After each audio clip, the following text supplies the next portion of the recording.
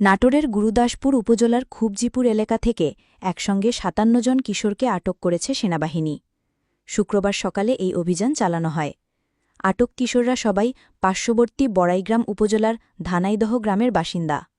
নাটোর সেনা ক্যাম্প সূত্রে জানা গেছে, ওই কিশোররা মিনি ট্রাকে করে ধানাইদহ থেকে বিলসা এলাকার উদ্দেশ্যে রওনা দেয়।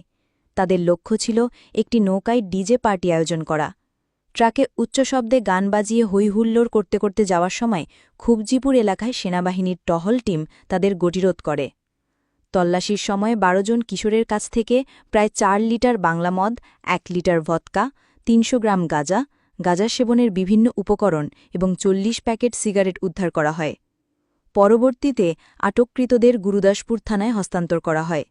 থানায় প্রাথমিক জিজ্ঞাসাবাদ শেষে ৩৩ জন কিশোরকে অভিভাবকদের জিম্মায় মুচলেকার মাধ্যমে ছেড়ে দেওয়া হয়। তবে বাকি ১২ জনের বিরুদ্ধে মাদকদ্রব্য আইনে মামলা দায়ের করে তাদের আদালতে পাঠানো হয়েছে।